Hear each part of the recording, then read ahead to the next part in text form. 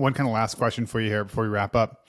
So I lived in Macau in 2009 Mm. and spent a lot of time in Hong Kong. Was there almost every week at the time playing sports and would spend a lot of time there.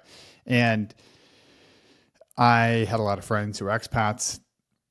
Pretty much all of them have left. Hong Kong like you mentioned, the Hong Kong model of China kind of slowly taking over and changing the culture into more of a mainland style model.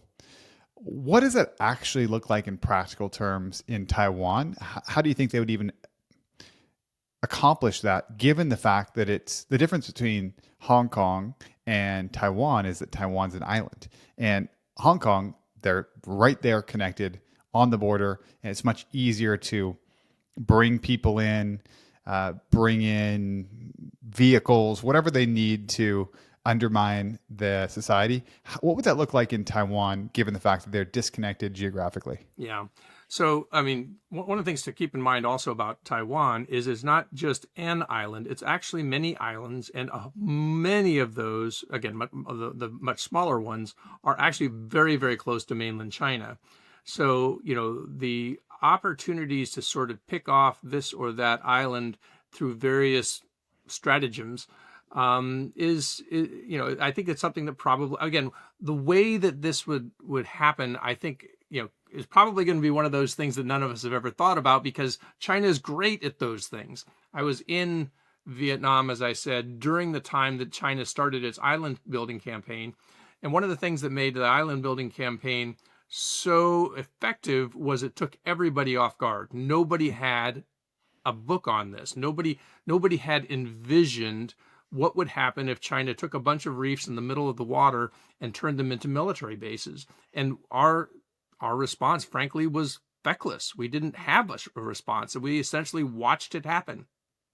So, I think that China is probably thinking through, okay, there are targets that are easier to hit. There's lower hanging fruit. And what we need to do is we need to be able to make moves on these things that don't generate the level of response that sort of, that keeps it sort of below that threshold of the pain that we can tolerate. So, if they are able to convince, say, a future government in Taiwan, why don't we do joint patrols of your restricted waters?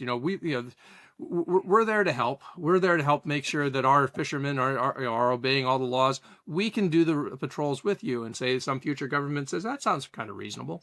And then over time, it's, well, why don't we help you with the management of some of this trade that goes back and forth between these smaller islands close to our coast and the mainland? And we can make this easier on you. We can put some people in these islands to help the commerce flow.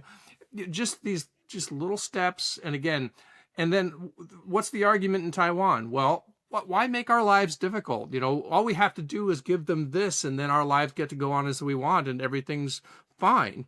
And so, of course, that works for China. And I would be surprised, again, when they think of these things, they don't think in terms of strictly, this is military, this is civilian, this is peace, this is war. It's all a continuum. And the question is, what tools do you have in your tool belt anywhere on the continuum that sort of lets you sort of ratchet things up a little bit more and convince the people on the other side that this is their best deal? Why don't you just make it?